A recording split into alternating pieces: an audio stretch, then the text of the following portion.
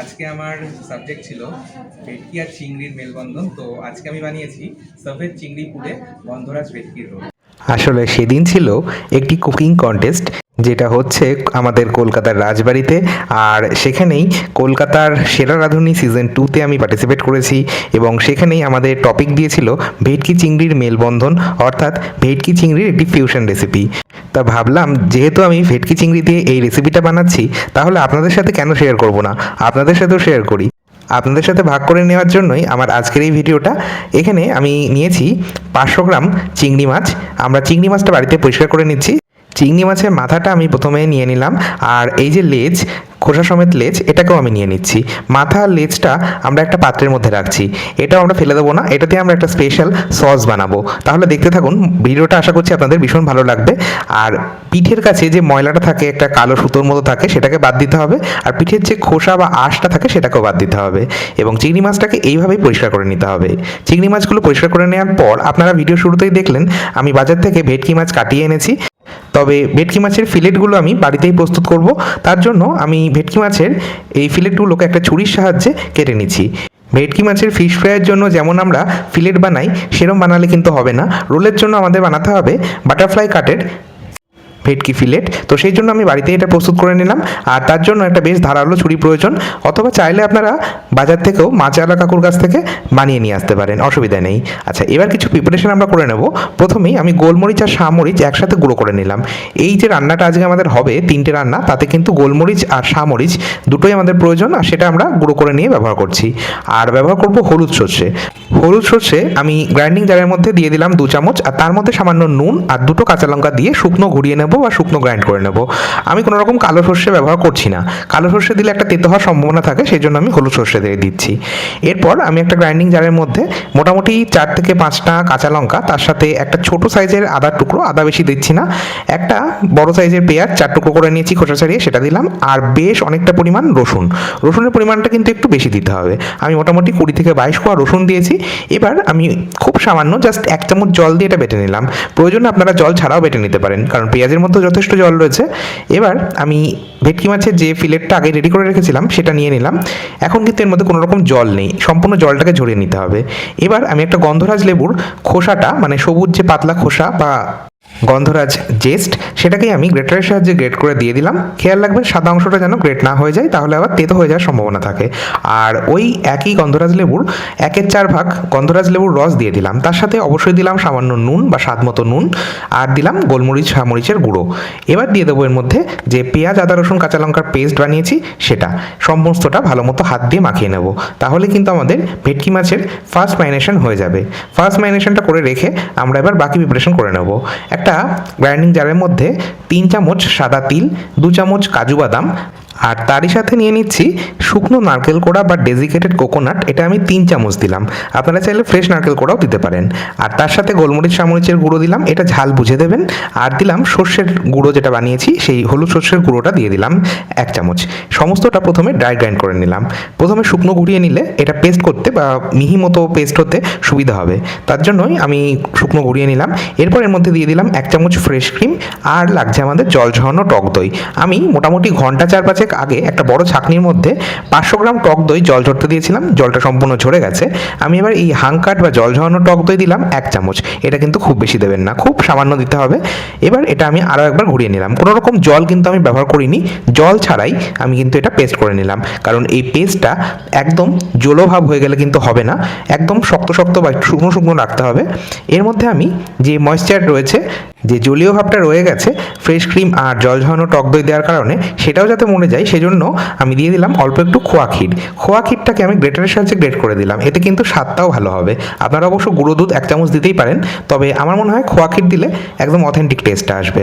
এছাড়াও দিয়ে দিলাম নুন, চিনি, সামান্য একটু সর্ষের তেল, খুব সামান্য দিয়েছি। এখানে কিন্তু আপনারা দেখলেন কোনো রকম আমি হলুদ গুঁড়ো, কাশ্মীরি লঙ্কার গুঁড়ো এগুলো কিচ্ছু দিচ্ছি না।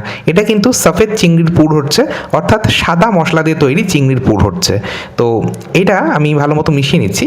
আপনারা চাইলে এই মশলা দিয়ে যে কোনো রকম মাছ যেমন ধরুন রুই, কাতলা, ইলিশ, ভেটকি বা চিংড়ি, এই সমস্তটাই কিন্তু আপনারা ভাপিয়ে নিতে পারেন, বা আপনারা যদি চান সেক্ষেত্রে পাতুরিও তৈরি করতে পারেন এই মশলা দিয়ে। স্বাদ কিন্তু অসম্ভব ভালো হয়। আচ্ছা, এবার আমি আপনাদের দেখাই মশলাটা মেশানো হয়ে গেলে এখানে আমার রয়েছে চিংড়ি মাছ, যেটা আমি আগেই রেডি করেছি, আপনারা ভিডিও শুরুতেই দেখেছেন। এবার এই চিংড়ি মাছগুলোকে না আমি একটু ছুরির সাহায্যে চপ করে নেব, একদম ছোটো ছোটো করে কুচিয়ে নেব।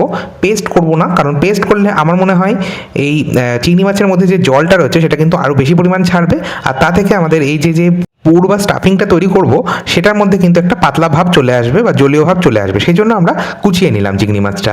আর চিংড়ি মাছ কুচিয়ে নেওয়া হলে খাওয়ার সময় চিংড়ি মাছের টুকরো মুখে পড়লে খেতেও ভালো লাগবে। এবার আমি দেখুন চিংড়ি মাছ কাটার পরেই কিন্তু বেশ জল ছেড়েছে। আগেই বলেছি চিংড়ি মাছের মধ্যে যথেষ্ট জল রয়েছে, তো সেই জলীয় ভাবটা মরে যাওয়ার জন্য আমি দিলাম 1 চামচ ছাতু। ছাতু খুব বেশি দেবেন না, আমি ছোলার ছাতু এখানে দিয়ে দিলাম। আপনারা চাইলে এখানে কর্নফ্লাওয়ার দিতে পারেন 1 চামচ, আবার চাইলে ময়দাও দিতে পারেন। আবার যদি চান সেক্ষেত্রে বেসন যদি হাতের কাছে থাকে, বেসনটাকে একটু শুকনো কলায় নেড়ে নিয়ে বা ড্রাই রোস্ট করে নিয়ে সেটাও কিন্তু দিতে পারেন। আচ্ছা, যেটাই দেবেন সেটা আপনাদের ইচ্ছে। এবার সমস্তটা ভালো মতো মিশিয়ে নিয়ে আমি চিংড়ি মাছের টুকরোগুলো দিয়ে দিলাম আগে থেকেই তৈরি করে রাখা সফেদ মশলার মধ্যে। সমস্তটা ভালো মতো মিশিয়ে নিচ্ছি। সমস্তটা ভালো মতো মিশিয়ে নেওয়ার পর যদি আপনাদের মনে হয় নুন চিনি প্রয়োজন, সেক্ষেত্রে আপনারা একটু টেস্ট করে নেবেন। যদি প্রয়োজন পড়ে নুন চিনি বা ঝাল সেটা আপনারা অ্যাডজাস্ট করে নেবেন। এই পর্যায়ে সমস্তটা মিশিয়ে নিলেই আমাদের সফেদ চিংড়ির পুর একদম তৈরি। আচ্ছা, এইবার আপনাদের দেখাই এই যে মাথা লেজটা রেখে দিয়েছিলাম সেটাতে আমরা সস বানাবো। এই সসটা কিন্তু অসম্ভব সুন্দর খেতে হয়, আর আমার কন্টেস্টের জাজেসরা আর তাছাড়া আর যেসব পার্টিসিপেন্টরা ছিল তারাও কিন্তু টেস্ট করেছে, তারাও কিন্তু ভীষণ ভালো বলেছে। আমি সেই সব ফুটেজগুলো আপনাদের আমি দেখাতে পারছি না, কারণ সেই সময় ক্যামেরা অন করার সুযোগ হয়নি। এই সসটা আপনারা বাড়িতে বানাবেন, খেতে কিন্তু অসম্ভব ভালো হয়। আমি কড়াইয়ের মধ্যে 1 চামচ সল্টেড বাটার দিলাম, আপনারা চাইলে আনসল্টেড বাটারও দিতে পারেন। বাটারটা গলিয়ে নিয়ে প্রথমে আমি চিংড়ি মাছের মাথা আর লেজ, যেটা পরিষ্কার করে রাখা ছিল, ধুয়ে রাখা ছিল, সেটা দিয়ে দিলাম। এবার আমি এর মধ্যে দিয়ে দিলাম 3টে মাঝারি সাইজের পেঁয়াজ। পেঁয়াজের খোসাটা ছাড়িয়ে বড় টুকরো করে কাটা রয়েছে। খুব সামান্য আমি একটু আদার টুকরো ব্যবহার করলাম। আদা কিন্তু খুব বেশি দেবো না, খুব অল্প দেবো। তার সাথে দেবো 3 থেকে 4টে কাঁচা লঙ্কা, যেটা চিড়ে রেখেছি, আর বেশ অনেকটা পরিমাণ রসুন। এই রান্নাগুলোতে একটু রসুন ব্যবহারটা যদি বেশি করা হয় তাহলে স্বাদ ভীষণ ভালো হয়। আমি রসুনটা দিয়ে দিলাম এখানে মোটামুটি 12 থেকে 13 কোয়া মতন। এবার সমস্তটা চিংড়ি মাছের সাথে আমি ভেজে নেব। দেখুন ভাজতে ভাজতে কিন্তু বেশ লালচে রং ধরে গেছে। খুব যে বেশি সময় ভাজছি তা কিন্তু নয়, মিনিট 2-3 ভাজলাম গ্যাসের ফ্লেমটাকে হাই ফ্লেমে রেখে। এরপর আমি এর মধ্যে অ্যাড করছি টমেটো কেচাপ বা টমেটো সস। এখানে আমি মোটামুটি 3 থেকে 3.5 চামচ মতন আমি টমেটো কেচাপ দিয়েছি। আপনারা যদি চান সেক্ষেত্রে এখানে টমেটো কুচিয়ে নিয়েও ব্যবহার করতে পারেন। টমেটো কুচিয়ে নিয়ে ব্যবহার করলে স্বাদ একটু অন্যরকম হয়, আর টমেটো কেচাপ ব্যবহার করা হলে স্বাদটা কিন্তু বেশ ভালো হয়। সেই জন্য আমি টমেটো কেচাপ দিচ্ছি, আর তার সাথে 1 চামচ সয়া সস দিলাম। সমস্তটা আমি আরও একবার নাড়াচাড়া করে মিশিয়ে নেব। গ্যাসের ফ্লেম কিন্তু হাই ফ্লেমেই রয়েছে। এরপর আমি এর মধ্যে অ্যাড করছি গোলমরিচ চামরিচের গুঁড়ো। এটা আপনারা ঝাল বুঝে ব্যবহার করবেন, যতটা ঝাল খেতে পছন্দ করবেন সেই মতন দেবেন, কারণ এর আগে আমরা কিন্তু কাঁচা লঙ্কাও ব্যবহার করেছি এর মধ্যে। অবশ্যই স্বাদ মতো নুন দিতে হবে, নুনটাও বুঝে দিতে হবে, কারণ আমরা কিন্তু সল্টেড বাটার ব্যবহার করছি। কাজেই বাটারের মধ্যে একটা নুনের ভাগ থাকে, পাশাপাশি আবার যে সসগুলো আমরা ব্যবহার করেছি সয়া সস, টমেটো সস, তার মধ্যেও কিন্তু নুন মিষ্টির একটা ভাগ থাকে, তাই খুব বুঝে নুন দিতে হবে। সমস্তটা দিয়ে ভালো মতো মিশিয়ে নিয়ে গরম জল অ্যাড করে দিলাম। জলের পরিমাণটা কিন্তু একটু বেশি দিতে হবে, কারণ আমাদের এই পেঁয়াজ, আদা, রসুন এই সমস্তটা কিন্তু সুন্দরভাবে সেদ্ধ করে নিতে হবে এই জলের মধ্যে। দেখুন আমি মোটামুটি 10 মিনিট মতন এটা ফুটিয়ে নিয়েছি। গ্যাসের ফ্লেম মিডিয়াম হাই ছিল। এখন ঢাকা চাপা সরিয়ে নিয়ে এর মধ্যে হলুদ সর্ষের গুঁড়োটা দিয়ে দিলাম। হলুদ সর্ষের গুঁড়োর পরিবর্তে আপনারা কাসুন্দিও দিতে পারেন, তবে সেক্ষেত্রে সব শেষে দেবেন। এবার সমস্তটা দিয়ে আমি আবার কভার করে দিলাম। 2 মিনিট আর ফুটিয়ে নেব। সর্ষে গুঁড়ো বা সর্ষে বাটা যেটাই ব্যবহার করেন সেটা কিন্তু এই সব শেষে প্রায় নামানোর 2 মিনিট আগে বা 3 মিনিট আগে দেবেন, কারণ খুব বেশি সময় যদি সর্ষে বাটা বা সর্ষে গুঁড়ো ফোটানো হয় তাহলে তেতো হয়ে যাওয়ার সম্ভাবনা থাকে। যাই হোক, আমি আবারও কভার করে এটা ফুটিয়ে নেব। আর এদিকে কথা বলতে বলতেই আমি একটা পাত্রের মধ্যে মোটামুটি 4টে মতন ডিম ফাটিয়ে নিলাম। তার মধ্যে নুন, গোলমরিচের গুঁড়ো আর অল্প একটু ফ্রেশ ক্রিম দিয়েছি। আপনারা চাইলে জাল দেওয়া দুধ দিতে পারেন। সমস্তটা ভালো মতো ফেটিয়ে নিলাম। একটা পাত্রের মধ্যে নিয়ে নিলাম প্যাঙ্কো ব্রেড ক্রাম্পস। এখানে আমি প্যাঙ্কো ব্রেড ক্রাম্পস ব্যবহার করছি আজকে। এর আগে আমি আপনাদের কখনোই কোনো রকম বাইরের কেনা ব্রেড ক্রাম্প ব্যবহার করে দেখাইনি। সমস্ত যা রেসিপি আমি অলরেডি শেয়ার করেছি এত বছরে, সমস্তটা কিন্তু আমার বাড়িতে তৈরি হোমমেড ব্রেড ক্রাম্ব ব্যবহার করে দেখিয়েছিলাম। এই প্রথম আমি বাইরের কেনা ব্রেড ক্রাম্ব ব্যবহার করছি। যাই হোক, ব্রেড ক্রাম্বের মধ্যেও ওই একইভাবে নুন আর গোলমরিচের গুঁড়ো দিয়ে মিশিয়ে নিতে হবে, এতে বাইরের কোটিংটাও খেতে ভীষণ সুস্বাদু হয়। এর আগে আমি যতবার আপনাদের বিভিন্ন রকম স্ন্যাক্স, চপ, কাটলেট বানিয়ে দেখেছি, সেখানে কিন্তু আমি বলেছি এই কথাটাই। যাই হোক, এরপর একটা পাত্রের মধ্যে কর্নফ্লাওয়ার নিলাম। আপনারা এখানে ময়দা ব্যবহার করতে পারেন বা অ্যারারুট ব্যবহার করতে পারেন, তবে কর্নফ্লাওয়ার বা অ্যারারুট দিলেই বেশি ভালো হয়, ময়দা না দেওয়াই ভালো। আচ্ছা, এবার আমি আগে থেকেই বাটারফ্লাই কাট করে রাখা একটা ভেটকি মাছের ফিলেট নিয়ে নিলাম, ম্যারিনেশন করে রাখা ভেটকি মাছের ফিলেট নিলাম। তার মধ্যে একটা সাইডে আমি দিয়ে দিলাম চিংড়ি মাছের পুর বা স্টাফিং। তারপর সেটাকে আমি রোল করে নিলাম। যেহেতু এটা ভেটকি রোল বা ফিশ রোল, সেই জন্য আমাদের কিন্তু এটা রোল করে মুড়িয়ে নিতে হবে। তারপর আমি এটা কিন্তু প্রথমে কর্নফ্লাওয়ারে কোট করব। কর্নফ্লাওয়ারে কোট করাটা কিন্তু ভীষণ জরুরি। আপনারা কর্নফ্লাওয়ার বা অ্যারারুটের মধ্যে প্রথমে কোট করে নেবেন, না হলে কিন্তু এটা ঠিক মতন সেট হবে না, খুলে যাবে। আর তারপরেই আমি এটা কিন্তু ডিরেক্ট দিয়ে দিলাম ডিমের গোলার মধ্যে। ডিমের গোলার মধ্যে কোট করে নেওয়ার পর এবার আমি এটা তুলে নিয়ে দিয়ে দিলাম ব্রেড ক্রাম্বের মধ্যে। ব্রেড ক্রাম্ব দিয়ে আমি এবার কোট করে নেব। আমাদের এটা ফার্স্ট কোটিং হয়ে গেল। এবার এটা কিন্তু আমি সেকেন্ড কোটিং করব। একইভাবে আমি ডিমের গোলার মধ্যে দিয়ে দিলাম। ডিমের গোলার মধ্যে ভালো করে স্নান করিয়ে নিয়ে তারপর আমি কিন্তু এবার এটা দিয়ে দেবো আবারও ব্রেড ক্রাম্বের মধ্যে। আর ব্রেড ক্রাম্বের মধ্যে দিয়ে আমি আবারও কোট করে নেব। এইভাবে ডাবল বা ট্রিপল কোট যদি করা হয় তাহলে কিন্তু বাইরের কোটিংটা ভীষণই মুচমুচে হয়, সেটা তো বলাই বাহুল্য। আর যেটা হয়, এটা কিন্তু খুব সুন্দরভাবে দেখবেন ভাজার সময় ফেটে যাবে না। কাজেই সিঙ্গেল কোট করবেন না, ডবল কোট বা ট্রিপল কোট করে নেবেন। আমি এইভাবে সমস্ত রোল রেডি করে নিলাম। রোলগুলো রেডি করে নিয়ে আমি ফ্রিজে রেখেছি সেট হওয়ার জন্য। এবার এদিকে আমি একটা স্পেশাল গ্রিন চাটনি বানিয়ে নিচ্ছি। এই গ্রিন চাটনিটা আমি আজকে একটু অন্যভাবে বানাচ্ছি। এইভাবে আমি আপনাদের কোনোদিনই বানিয়ে দেখাইনি। আমি অন্যরকমভাবে গ্রিন চাটনি বহুবার বানিয়ে দেখিয়েছি, তবে এটা কিন্তু একটু অন্যরকম। কী করলাম, ধনেপাতা পুদিনা পাতা নিলাম। রেশিওটা আপনারা জানেন যারা আমার ভিডিও ফলো করেন। আমি ধনেপাতাটা বেশি পরিমাণে নিই, পুদিনা পাতাটা অল্প পরিমাণ নিই। যদি এক মুঠো ধনেপাতা নিই, পুদিনা পাতা কিন্তু আমার হাতের মুঠোর হাফ মুঠো নেব। তার সাথে দিলাম একটু জলজিরা পাউডার।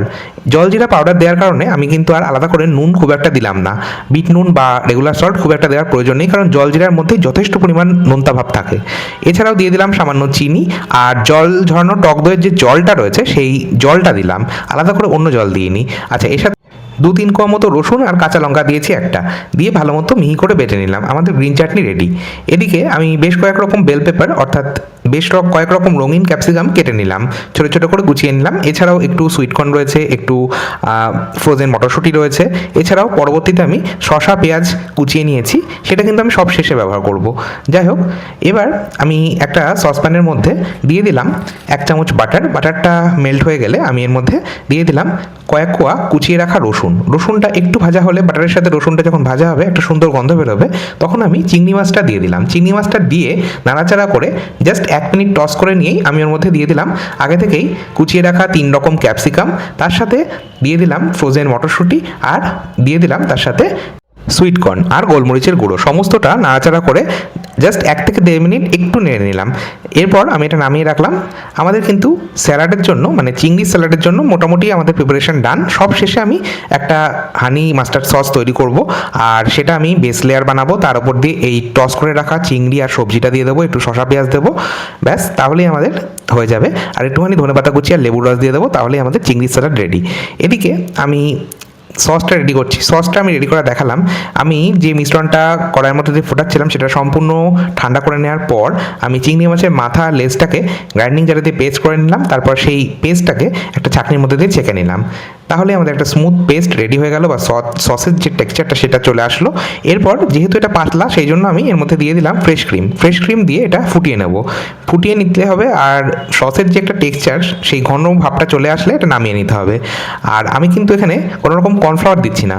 অনেকে হয়তো এই সসে কর্নফ্লাওয়ার ব্যবহার করে, তবে আমার মনে হয় কর্নফ্লাওয়ার দেওয়ার থেকে যদি আপনারা ফ্রেশ ক্রিম দিয়ে এটা ফোটান তাহলে স্বাদ অনেকাংশে বেশি হয়। যাই হোক, আমি গ্যাসের ফ্লেম থেকে সসটা নামিয়ে নেওয়ার পর এর মধ্যে একটু দিয়ে দিলাম মধু। মধু দিলে স্বাদটা ভীষণ ভালো হয়, আপনারা চাইলে চিনিও দিতে পারেন। যাই হোক, সমস্তটা ভালো মতো মিশিয়ে ঠান্ডা করে নিলে আমাদের সস রেডি, বা চিংড়ি মাছের মাথার সস রেডি। এবার আমাদের রোলগুলো ভেজে নেওয়ার পালা। কড়াইয়ের মধ্যে তেল ভালো মতো গরম করে আমি রোলগুলোকে একটা একটা করে দেবো আর অল্প অল্প করে দিয়ে বেশ কয়েকটা ব্যাচে ভেজে নেব। আমাদের রোলও রেডি। এরপর আমি ডিরেক্ট চলে গেছি, আর ক্যামেরা অন করার টাইম পাইনি, ডিরেক্ট আমি এবার কন্টেস্টে চলে গেছিলাম। সেখানে আমি সম্পূর্ণ প্ল্যাটারটা আমি সাজিয়ে নিয়েছি। সাজিয়ে নেওয়ার পর আমি আপনাদের একটা শর্ট ভিডিও দেখাচ্ছি। আমি কিন্তু সাজানোর সময়ও ক্যামেরা অন করার টাইম পাইনি। এছাড়া স্যালাডটা যখন আমি ওখানে বানিয়েছি তখনও আমি টাইম পাইনি। এই হচ্ছে আমাদের স্যালাড, আর এই ছিল আমাদের সেদিনকের আয়োজন। সেদিন লাস্ট বাইট দিয়ে আমাদের অনুষ্ঠান শেষ।